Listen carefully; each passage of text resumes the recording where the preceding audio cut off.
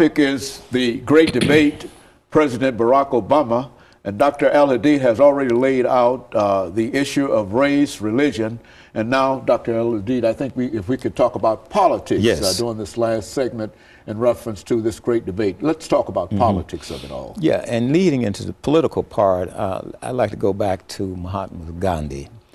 Some of his biographers once said that Gandhi was a saint trying to be a politician. And if you use that as an example, I would say that Obama is a politician trying to be a saint. Okay. And you know, politics is a very interesting business. You know, you have all type of people. So in that sense, I think he is doing, you know, an excellent job. Let's look at his campaign. His campaign, I think, spoke to the fact that the nation was divided. You know, people were being polarized. If racism was not above ground, it was certainly underground. And, you know, you had people of religion and getting involved, and it's just, America was just becoming so divided. So he was able to come along using pretty much some of Dr. King's language of unity. You know, Dr. King said he had a dream that was deeply rooted in the American dream, that we hold these truths to be self-evident.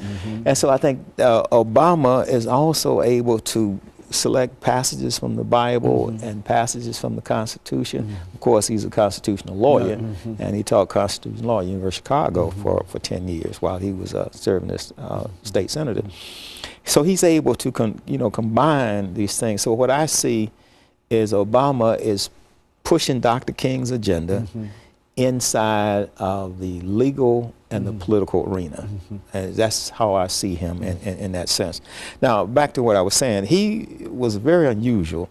I think he was able to capture the hearts and imagination of people under 40 years old.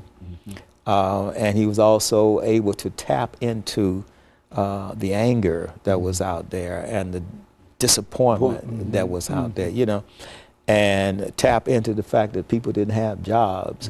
And so the economy that we were left with from the Bush administration, of course, Bush is now trying to tell historians how to write his narrative based on this new book he has, I call it Decision Points. He's just giving the historians some markers, but I think historians should step back and be very independent as they write this history about Bush. But basically, Obama inherited an economy that was in free fall. A lot of people said, well, why did he come with the stimulus package and why did he bail out the banks? That was already in place because they were bailing out the housing industry under Bush with the tarps, you know, buying up these toxic assets. Paulson was recommending that. So basically he was continuing a type of Keynesian economics to keep the economy from going into a global depression. So he had to stop the depression before he could deal with the base issues. Now I think he's in a situation at midterm, he's done 2 years, where he's going to have to focus on the core issues, which is the economy and jobs. He felt that getting health care reform was very important, and I salute him for that. And he somehow connected health care reform with getting the economy in place, you know. So now, if he's going to be reelected, he is going to have to drive down the unemployment, which is at about 10% now, drive down the recession. White America is in a recession, black America is in a depression. And so he's going to have to deal with the core economic issues. Now, whether or not he can do that in 24 months, you know, remains to be seen, especially since he does not have, the Democrats don't have control of the House of Representatives as they had when he got the health care measure. They were controlled in the Senate and the House of Representatives. So he's pretty much in the same kind of situation that Bill Clinton was in, with an agenda to improve the quality of life for the average American, improve the quality of life for the American middle class, but not having control of the House of Representatives. Bill Clinton didn't have control of the Senate or the House. Now Obama barely has control of the Senate. So we're now starting to see that he is human. You know, when he was running for president, people thought that he was the Messiah. Okay.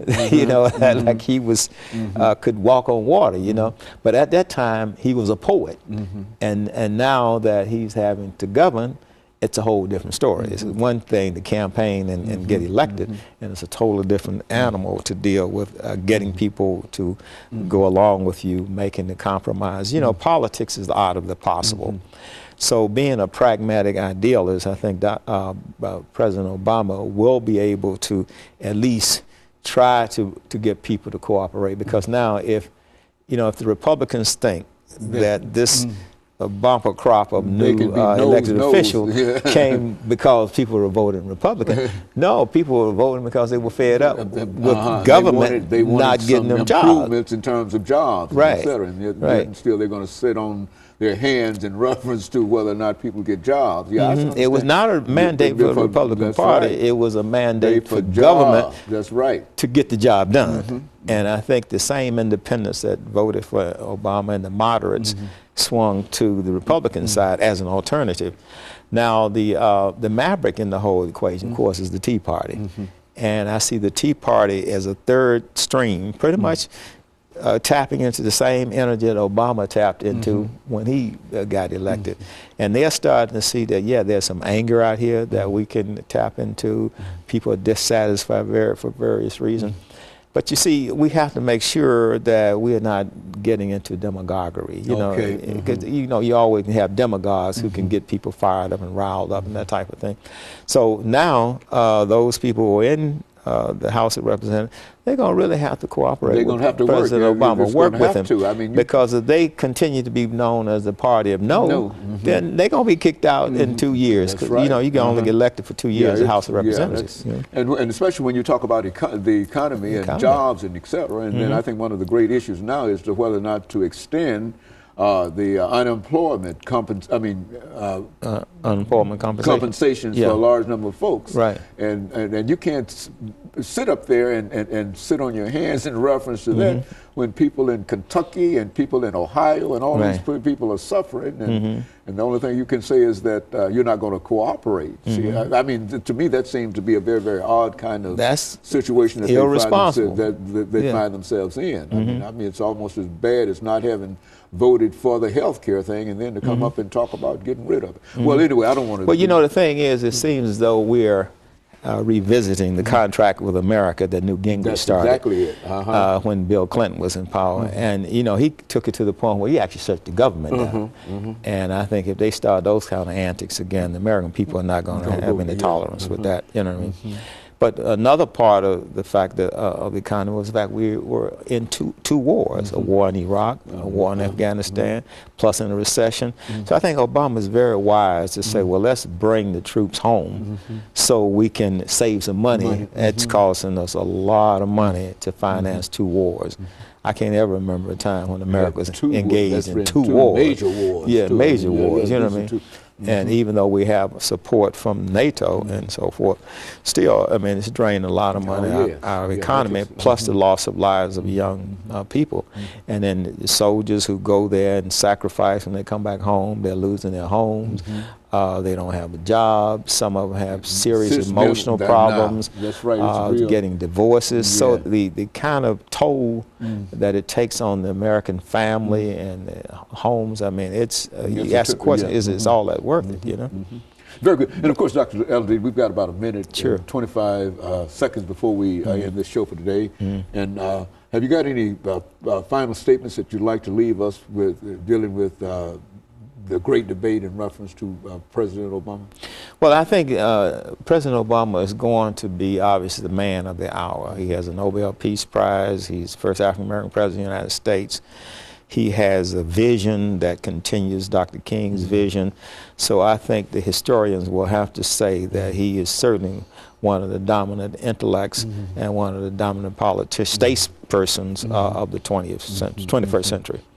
Very good. And of course, we're getting ready soon to celebrate Dr. King's birthday again, holiday, and I guess you're ready for that too, I would imagine. Yes, sir. And everybody's ready for that. Everybody that you know, you've gotten. Okay. Yeah, we have to keep Dr. King's dream alive because he is the alternative to what is not happening in America. He still represents that shining light, that vision where we need to go, that people should be judged not by the color of their skin, but by the content of the character. I appreciate that. So character is the most critical things for the American people today. Very good. Rooted in scripture as well as American values. Okay, let me thank you, and let me encourage our audience to tune in again next week for another informative edition of Comments.